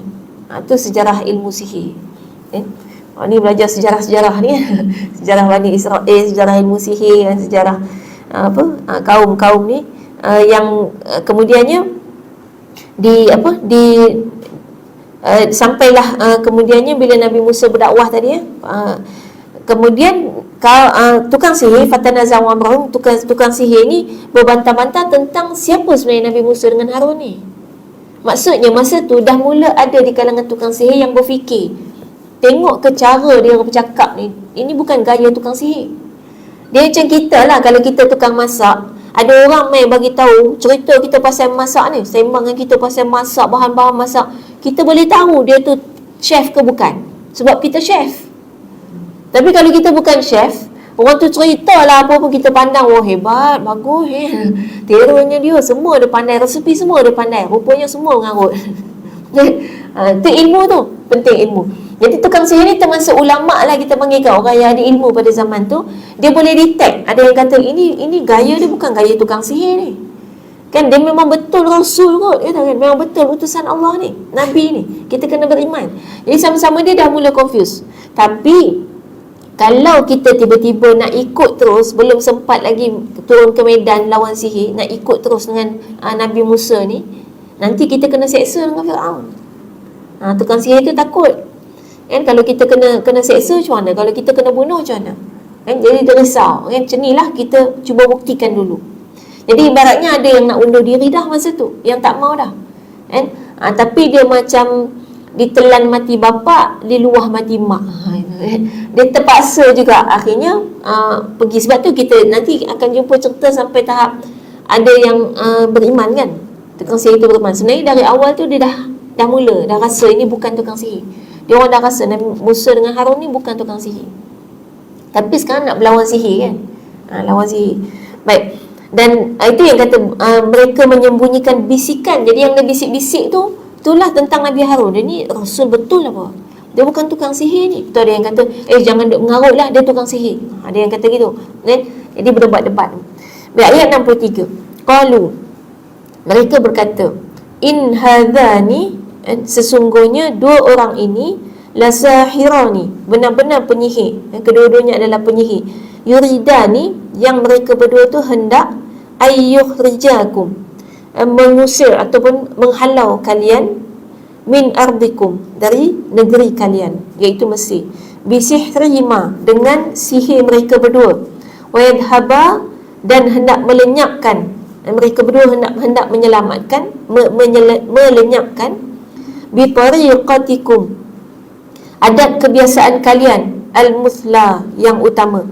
Mana penuh ayat 63. Mereka iaitu para penyihir berkata, Sesungguhnya dua orang ini adalah penyihir yang hendak mengusirmu, iaitu Fir'aun, dari negerimu dengan sihir mereka berdua, dan hendak melenyapkan adat kebiasaanmu yang utama. Baik, ini kata para penyihir yang leader-leader ni, yang tadi yang kita kata kalau ajaran sesat tu yang memang menyesatkan lah, kan? Jadi ada golongan ahli tukang-tukang sihir ni cakap dengan Fir'aun, dia kata Musa dengan Harun ni saja je nak berlawan ni. Sebenarnya mereka ni nak ambil kuasa kamu, nak rampas kuasa kamu, dan nak halau kita daripada tempat ni. Sebab kita boleh bayang status Nabi Musa alaihissalam di Mesir adalah pendatang. Kita boleh bayangkan kalau dah tiba-tiba di Malaysia ni satu hari nanti, na'udzubillah lah kan, kalau semua orang ingkar pada Allah, kita katakan semuanya jauh daripada Allah, datang seorang pendakwah dari kepulauan mana gitu kan, orang asing lah, kita kata orang luar. Hari ni banyak orang tak boleh terima orang luar kan. Walaupun hari ni sepatutnya kalau dia seagama dengan kita, kita jangan fikir dia negara mana. Kadang kita main label Bangla, Indon, tu sebut bunyi pun tak sedap kan. Kita sebut label-label tu, kita anggap dia orang luar. Jangan lupa, kalau sampai kita melabel ni orang luar, negara mana, dia datang dari mana, kita label dengan negara, maknanya kita dah ambil agenda penjajah. Penjajah yang pecah-pecahkan kita ikut negara. Dulu kita ni sekali semua, Melayu semua. Dan Melayu, Indonesia tu Melayu. Aceh tu lebih Melayu daripada kita. Muka dia memang muka Melayu. Dia kalau banding orang Sumatera dengan Jawa, orang Sumatera lebih dekat dengan kita muka dia dibandingkan dengan orang Jawa. Air muka orang Jawa dengan orang Sumatera tu beza jauh sangat. Sumatera tu lebih lekat, muka dia orang tu lebih dekat ke kita. Sebab tu kadang kalau orang Sumatera, Aceh ke Medan ke, dia duduk Malaysia, kalau kita tak cakap, tak sembang dengan dia, kita ingat dia Melayu. Tapi kalau Jawa, dia ada muka dia lain. Orang panggil muka pesek. Muka pesek ni kadang fotogenik kita. Fotogenik tu dia ambil gambar cantik kan. Yang sebenar belum tentu. Ada orang dia cantik tapi ambil gambar tak cantik. Tu tak fotogenik. Orang Jawa tu muka pesek tu. Orang Melayu tak. Orang Melayu dia agak timbul sikit muka dia dibanding Jawa. Beza sikit tapi masih Melayu sebenarnya. Jawa tu masih Melayu. Maksudnya yang pecah-pecahkan kita pada negara. Lepas tu tiba ada Brunei, ada yang masuk Thailand. Yang dalam Thailand tu masih Melayu. Yang Patani tu kan kecak Kelantan tau. Bahasa Patani Nerati Wak Yala tu bahasa bunyi Kelantan lah. Makanan dia pun makanan Kelantan. Dia bukan makanan Thailand. Itu yang maknanya bila kita sebut negara-negara tu, maknanya kita dah pecahkan ikut apa yang penjajah pecahkan kan? Termasuk sampai Vietnam tu Melayu campur Vietnam kan. Cambodia pun Melayu. Itu bangsa, baru cerita bangsa. Tapi kalau cerita agama tak ada sempadan. Tak kira dia orang Bangladesh ke, Pakistan ke, India ke, kalau dia Islam dah, dia saudara kita. Saudara kita. Jadi maknanya bila kita sebut mereka ni adalah golongan yang pendatang, yang dikatakan pendatang, macam itulah, itu pemikiran orang bukan Islam tu. Kalau duk fikir pendatang asing gitu kan, kita diskriminasi gitu kan, dengan kedudukan yang berbeza. Baik, ini pemikiran kaum Fir'aun. Nabi Musa pendatang, Bani Israel pendatang. Sebab itulah akhirnya jadi hamba sahaya. Sebab dulu mulia semata-mata sebab Nabi Yusuf. Bila tak ada Nabi Yusuf, kenapa pula kita nak muliakan dia? Dah dengan perangai dia bodoh macam tu, lepas tu dia pendatang pula, pendatang asing, maka diperhambakan. Jadi Nabi Musa boleh bayangkan susahnya nak berdakwah sebagai seorang pendatang asing. Dengan keadaan maksudnya main setting kita yang kita susah terima orang luar ni, tiba-tiba ada orang luar datang nak berdakwah pada kita, maka akan timbullah fitnah-fitnah. Kita kata, oh dia tu nak rampas kuasa, dia tu nak ambil tempat kita dah tu kan. Sebab tu dia datang tempat kita. Kenapa dia tak dakwah tempat dia je? Jadi maknanya dia dianggap sebagai orang yang nak merampas kuasa, dan kemudian nak dikatakan kat sini maknanya nak melenyapkan kebiasaan tu maknanya nak menghapuskan apa yang mereka biasa buat,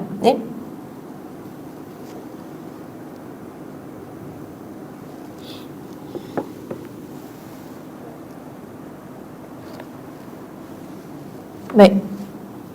Kemudian ayat seterusnya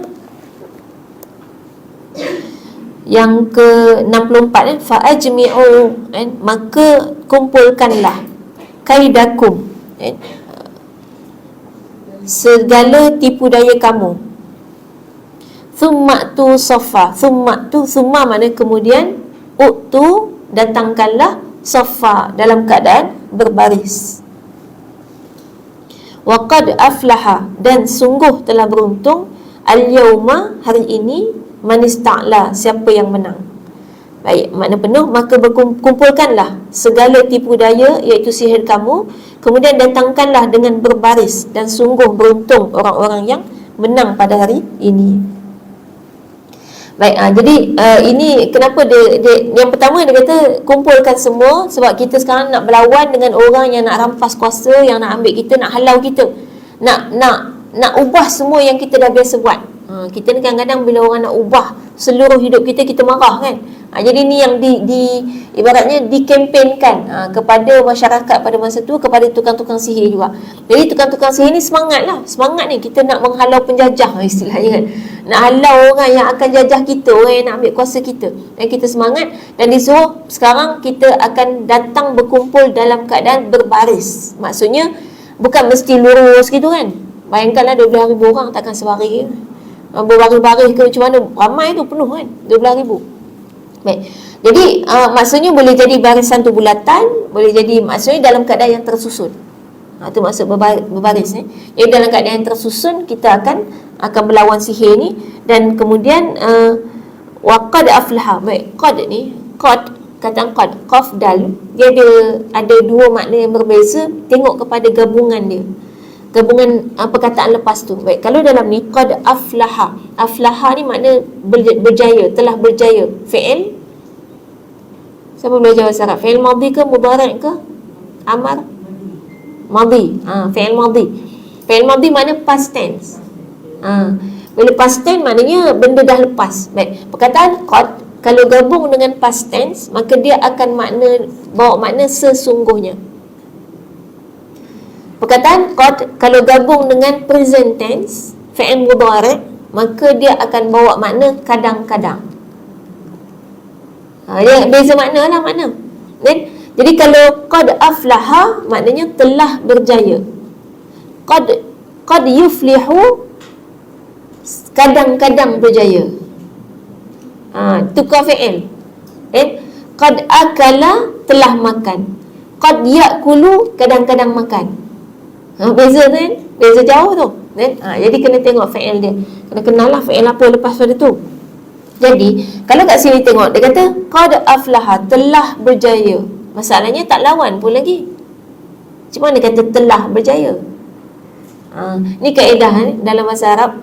Apa-apa hadis ke apa, banyak sebenarnya gunakan istilah macam ni, telah masuk syurga. Ada kan? Ada hadis tentang wanita tu. Ada wanita kalau buat 4 perkara, maka dia telah masuk syurga. Dakhalal jannah. Istilahnya telah masuk syurga. Baik, kenapa kata telah padahal syurga tak masuk lagi, kita hidup lagi, mati pun tak lagi, tapi dia kata telah masuk syurga. Qad aflahal mu'minun, surah al-mu'minun kan, telah berjaya. Maksud dia pasti. Maksudnya nak gambarkan pasti. Kita bahasa Melayu kita tak biasa guna. Kalau biasa guna mungkin kita boleh letak katalah nak pergi kenduri ni, kita pun kata dah kenyang aku pergi kenduri ni. Orang kalau dengar dah kenyang pergi kenduri ni tak payah pergi, itu kan. Maksud dia tu pasti kenyang kalau pergi kenduri. Cuma bahasa Melayu kita tak pakai gitu. Kata dah pandai ni pergi kelas. Dah pandai pergi kelas, dah pandai tak payah pergi kelas lah. Maksud dia tu kalau pergi kelas mesti boleh pandai. Dia tu maksud pasti. Jadi fi'il madhi kadang menggambarkan benda yang pasti berlaku. Jadi pasti akan berjaya ni orang yang hari ni menang. Untung orang yang menang hari ni. Kenapa dia kata untung? Sekarang nak bagi semangat lagi. Ni maknanya kata-kata motivasi kepada sesama tukang sihir. Kalau kita menang hari ni, kita akan dapat macam-macam hadiah. Fir'aun janji hadiah. Fir'aun janji hadiah macam-macam. Jadi kalau kita menang, kita akan dapat macam-macam. Tapi kalau Nabi Musa menang, dia akan dapat kuasa. Jadi maknanya siapa menang, dia akan sangat untung gitu. Dalam ayat 64 ni, dah tahu dah sihir tu punya tipu daya. Dia belum buat lagi, dia memang nipu lah maknanya. Betul. Ni tentang sihir. Betul. dia tahu, sama-sama dia tahu memang dia orang menipu. Maksudnya sihir ni memang ilmu menipu. Jadi apa beza sihir dengan mukjizat? Apa beza dia? Dua-dua untuk orang awam, dua-dua sama. Kan katalah satu yang tukang sihir buat ular. Untuk kita yang bukan tukang sihir, kita tak erti apa-apa ni, kita nampak ular. Nabi Musa pun ular juga. Jadi untuk orang awam dia akan tengok sama. Dua-dua keluar ular. Jadi apa beza dia sebenarnya sihir? Sini perkataan tu kaidahum. Ni bagus soalan kaidakum. Maknanya muslihat, tipu daya. Jadi beza dia, yang tukang sihir dia punya ular palsu, sebenarnya bukan ular. Jadi dia tali tapi dia ada silap mata. Silap mata ni nama pun silap dah. Jadi memang mata kita silap. Saya suka juga tengok silap mata. Adalah rasa teringin nak belajar, tapi bila banyak-banyak tengok tu, lah kali dia sebenarnya gini, silap mata yang orang dia buat persembahan tu, dia ada beza juga dengan sihir. Kalau sihir dia tiba-tiba boleh masuk dalam botol. Tu silap mata tu. Duit shilling tu masih ada kat tangan, masuk dalam lengan dia. Kan? Lepas tu dalam botol tu ada duit lain kita buat masuk. Dia tangan dia kena licik sikit lah. Licik. Dia tak ada kaitan dengan makhluk apa-apa. Jadi yang silap mata magician atas pentas tu kan, memang kebanyakannya silap mata tu lah. Maknanya dia macam mana? David Copperfield, kalau saya tengok ada ahli silap mata yang buat apa orang panggil review, dia kata David Copperfield punya magic ni dia pakai peralatan level tinggi, mahal peralatan dia. Ada yang kata pakai jin apa semua kan, tapi yang ni yang ahli silap mata tu kata dia punya peralatan tu masih peralatan, tapi peralatan dia mahal-mahal. Jadi dahsyat lagi lah. Maknanya misal kata dia kan, misal kata orang potong badan tu kan, tu selalu kan potong badan, itu dia ada background. Dan kadang-kadang kaki tu kaki orang lain, kepala orang lain. Lepas tu dia macam potong, padahal orang tu masuk dalam peti tu. Yang bila dibuka pintu misalnya, sebenarnya belakang pintu tu ada, dia boleh pusing kuat lain. Jadi pintu dia tu bukan pintu biasa-biasa. Yang paling basic bengkokkan sudu kan. Mengikutkan sudi ada teknik dia kan? Tapi saya tak belajar betul-betul lagi lah kan. Cuma maknanya bengkokkan sudu ni dia guna daya gerakan dia kadang-kadang ada juga macam pen atas tangan ni, kita boleh buat dia macam, kita buat macam magic, padahal ada otot dekat tangan kita ni yang kita gerakkan. Jadi dia sebenarnya fizik juga yang menyebabkan pen tu nampak berpusing, padahal tak pusing pun. Ataupun memang dia berpusing, tapi yang menggerakkan otot tangan kita. Jadi otot kat sini ni dia boleh bergerak, boleh menggerakkan sampai pen tu nampak berpusing. Dan ada pergerakan kecil kat jari-jari kita yang orang takkan nampak, kecuali orang tu magician juga, ahli silap mata juga. Dia akan perhatilah sebab dia tahu teknik-teknik tu. Kalau yang kad-kad tu pula, dia pakai psikologi, ada ilmu psikologi. Jadi ada ilmu psikologi tu kita macam mana kita mempengaruhi psikologi orang, dan kemudian kita boleh mengesan daya fikir dia, apa yang akan dia fikirkan lepas tu. Itu sebenarnya teknik marketing dalam perniagaan ada kan. Jadi contoh kan, kalau kita nak tengok yang paling mudah lah, kalau kita duduk buka YouTube tiap-tiap hari, lama-lama iklan-iklan yang akan keluar adalah iklan yang sesuai dengan kita, yang kita suka. Kan iklan dalam dunia ni banyak, kenapa duk keluar benda kait dengan kita? Dia baca psikologi kita daripada benda-benda yang kita search kat YouTube, Google. Kadang-kadang naik berita, naik benda-benda, semua benda yang kita minat. Sebab dia dah baca psikologi kita tentang apa yang kita cari dalam Google. Jadi ilmu psikologi tu apply dalam magic. Jadi dia ada satu lagi hipnotis tu kan. Dia hipnotis pemikiran orang. Yang sebenarnya contoh kan, ada yang tumbuk tak telus. Bukan tak telus sebenarnya, tapi dia dihipnotis menyebabkan ini kekuatan pemikiran kita juga, menyebabkan pemikiran kita kemudian boleh menyebabkan badan kita betul-betul tak bergerak, keras. Kita tumbuk dia, tangan kita yang kaku. Sebab kita dah dihipnotis sampai kekuatan pemikiran kita sendiri yang buat tangan kita kaku. Sebab tu orang yang tidak dihipnotis, dia tumbuk kena. Ni ada kat Indonesia, ada ahli silap mata tu, dia mencabar siapa yang perguruan-perguruan yang kebal apa semua, yang duk kata kebal tu, meh dia nak test betul kebal ke, dia main ilmu silap mata.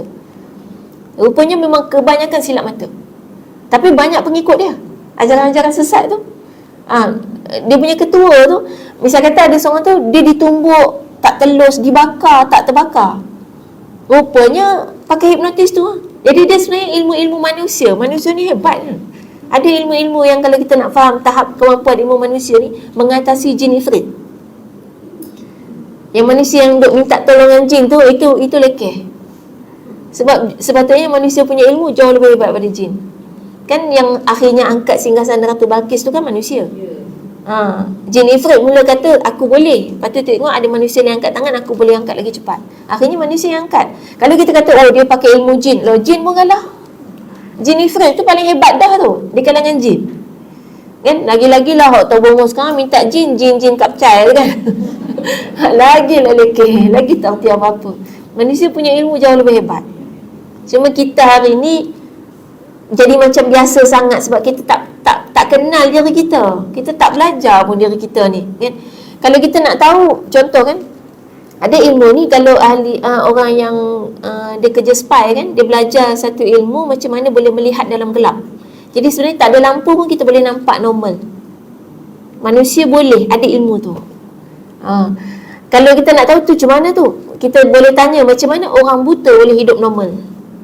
Dia boleh hidup normal kan, walaupun mata dia tak nampak, tapi dia macam biasa je, macam tak ada apa-apa. Maksudnya sebenarnya orang celak boleh buat benda yang sama, cuma kita tak buat sebab kita ada mata. Sebab kita ada tempat, ada mata nak bergantung, kita tak belajar lagi tu. Jadi sampai kalau kita orang sukan manah berkuda tu, ada orang buta memanah sambil berkuda dan kena. Maksudnya manusia normal pun boleh buat benda yang sama, boleh memanah sambil kuda tu bergerak dengan mata tak melihat, boleh kena. Tapi kita sebab ada mata, kita bergantung dengan mata. Tapi ilmu-ilmu tu memang kita ada kemampuan. Boleh angkat barang ni dari jauh, tu bukan magic. Ada satu kuasa kinetik nama dia. Kita memang boleh angkat kursi dari jauh. Boleh. Bukan magic-magic apa, tak pakai jin apa. Memang manusia punya kemampuan. Kemampuan kinetik. Tapi saya pun tak belajar juga lah. Kan angkat habis boleh. Senang nak buat program dah, duduk je kat tepi angkat. Kan? Dia termasuk ilmu-ilmu yang jarang orang belajar dah sekarang. Tapi nak bayangkan manusia ada kemampuan tu. Jadi sebab tu manusia ni khalifah. Dia memang ada kemampuan-kemampuan yang kita duk anggap luar biasa. Sebenarnya tak luar biasa. Cuma sebab manusia dah menjunamkan dia punya kemampuan, jadi hilang macam tak ada apa-apa. Kita tak reti belaka ke.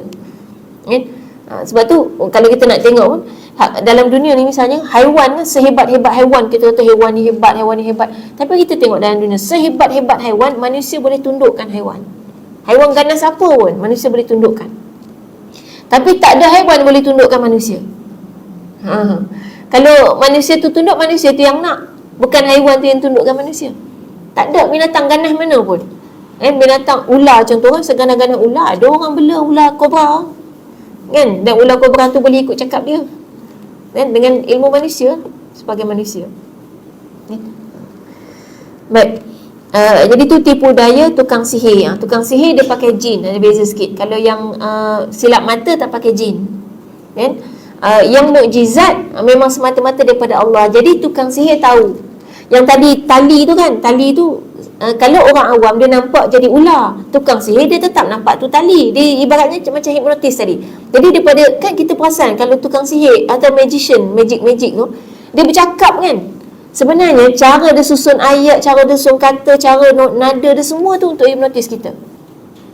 Jadi kalau ada orang yang tak fokus kepada percakapan dia, mungkin orang tu tak kena.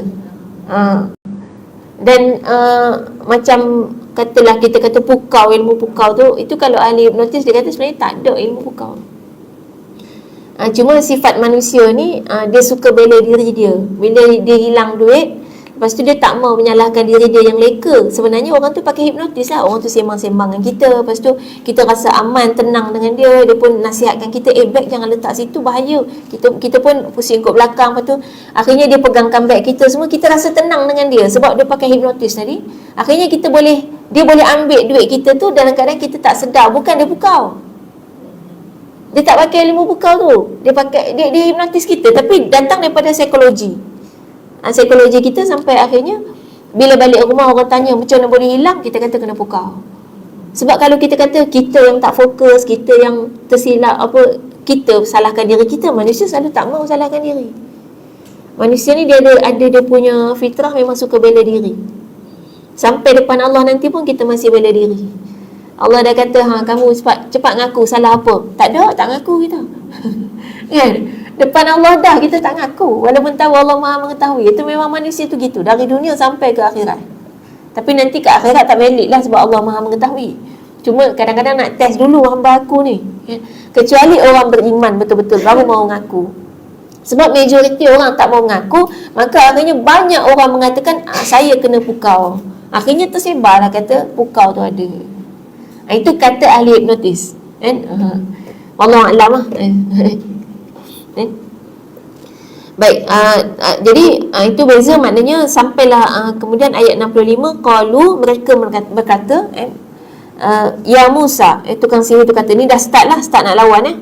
Tukang sihir tu kata kepada Nabi Musa, ya Musa, imma, sama ada antulqiya, engkau melemparkan, wa imma, dan ataupun sama ada annakuna, kami, awwala man alqa, jadi orang yang pertama untuk melemparkan apa yang ada di tangan kami. Baik, makna penuh ayat 65, mereka berkata, wahai Musa, apakah engkau yang melemparkan dahulu atau kami yang lebih dahulu melemparkan? Ini nak mula sihir kan. Jadi tukang sihir tanya, sekarang ni kamu nak baling dulu apa yang ada kat tangan kamu atau kami dulu? Baik, ayat 66, qala, Musa berkata, bahkan alqu, kalianlah yang melemparkan dulu. Maknanya silakan kalian lemparkan dulu. Faidha, maka apabila hibaluhum, tali-tali mereka, wa asiyuhum, dan tongkat-tongkat mereka, yukhayyalu ilaihi, terbayang kepadanya, min sihrihim, kerana sihir mereka, annaha, bahawa sesungguhnya ia tas'a, sedang merayap dengan cepat. Baik, mana penuh ayat 66, dia yakni Musa berkata, silakan kamu melemparkan. Dan maka tiba-tiba tali-tali dan tongkat-tongkat mereka terbayang oleh Musa seakan-akan ia merayap dengan cepat kerana sihir mereka. Baik, jadi Nabi Musa suruh tukang sihir campak dulu, tukang sihir campak dulu, dan kemudian tukang sihir ni ada yang pegang tali, ada yang pegang tongkat. Jadi yang nak tukar jadi ular, tali dengan tongkat. Dan tukang sihir ni campak, boleh bayangkanlah 12,000 orang. Kalau seorang satu boleh jadi ada yang lebih. Kalau seorang satu maknanya 12,000 ekor ular. Terkejutlah kan. Dan kemudian ayat ni disebut yukhayyalu ilaihi min sihrihim. Nampak perkataan yukhayyalu ni khayal. Khayal bahasa Arab. Khayal. Jadi dikhayalkan kepadanya disebabkan oleh sihir mereka. Jadi maksudnya tu kata magic tu, maknanya sebenarnya bukan ular, tapi dikhayalkan di mata kita itu adalah ular. Jadi orang ramai semua tengok dia ular, dan Nabi Musa nampak dia sebagai ular jugalah. Sebab maknanya yang nampak benda tu sebagai ular adalah orang yang dia tujukan untuk disihir. Jadi yang tukang sihir tujukan untuk disihir, orang tu akan nampak benda tu jadi ular. Itu termasuk Nabi Musa. Tapi tukang sihir nampak dia ular tak? Tak. Sebab dia tahu ilmunya, kata. Ini penting orang ada ilmu ni. Jadi sebenarnya kita ada pepatah Melayu, hanya jauhari yang mengenal manikam. Jadi nak tahu orang tu betul-betul berilmu ataupun tidak, orang yang ada ilmu je yang kenal. Orang awam dia tak tahu. Dia macam masak lah. Contoh kan, tukang masak, chef. Kalau dia ngaku dia chef, hanya chef je yang boleh test dia chef betul ke bukan. Orang kampung biasa dia tak boleh tahu. Yang tahunya dia masak sedap, oh dia chef ni. Padahal dia punya masakan sedap tu pasal Ajinomoto sekilo. Dia tak ada skill apa pun. Dia kan kalau betul-betul ada skill, tak payah pakai perasa kan. Benda tu dah sedap kan? Sedap dia tu pula bukan pada kadar sedap yang kita nikmat melekat kat mulut rasa tu. Dia sedap eksklusif kan. Ni kalau beli biasa pergi restoran mahal-mahal gitulah kot lah. Maknanya kita yang tahu tu hanya sama-sama chef. Tahu dia chef betul ke tidak, tengok pisau dia guna. Kalau masuk dapur dia, pisau dia 2 je. Satu untuk daging ayam, satu lagi untuk sayur. Ni bukan chef ni. Chef tu daging lain, pisau lain, ayam pisau lain. Ayam pun kadang-kadang pisau tak sama. Ayam bahagian kepala, pisau lain. Ayam bahagian punggung, pisau lain. Kan? Roti pisau lain lagi. Kita roti sama, apa nak pakai pisau lain buat apa kan? Itu maknanya ilmu kan? Hanya dia yang tahu sama-sama dia. Sebab tu sebenarnya satu kelebihan bila berlawan dengan tukang sihir. Masalahnya kalau Nabi Musa bercakap dengan orang awam ni dia tak tahu apa-apa. Jadi nak buktikan pun dia tak reti ni Rasul betul ke tidak. Jadi sebenarnya satu kebaikan bila dilawan dengan tukang sihir. Sebab tukang sihir je yang boleh buktikan ini sihir ataupun mukjizat. Kan? Firaun tak sedar lagi tu. Dan dia ingatkan ni boleh kalah lah kalau dengan sihir. Sebab dia pun tuduh Nabi Musa sihir. Kan? Baik. Kemudian ayat 67, fa'aujasa, maka terasa fi nafsihi, dengan hatinya, iaitu dalam jiwa Nabi Musa, khifah, perasaan takut oleh Musa.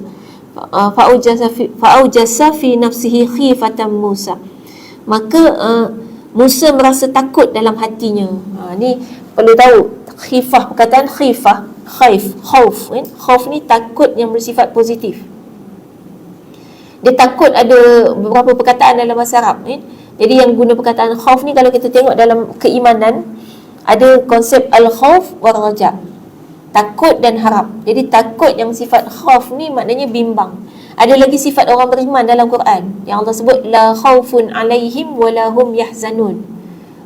Orang beriman ni tidak ada rasa takut dan tidak ada rasa sedih. Jadi maknanya khauf orang beriman, khauf yang Nabi rasakan tu, khauf orang beriman ni maknanya takut yang lebih kepada bimbang, takut yang ada tindakan. Tu beza dengan takut. Dia ada satu lagi, takut hantu. Takut hantu lepas tu duk kecup perut gitu kan. Lepas tu duk sembunyi belakang langsir kan, sembunyi, orang kata duk ketakutan dia tu. Yang tu bukan takut yang positif.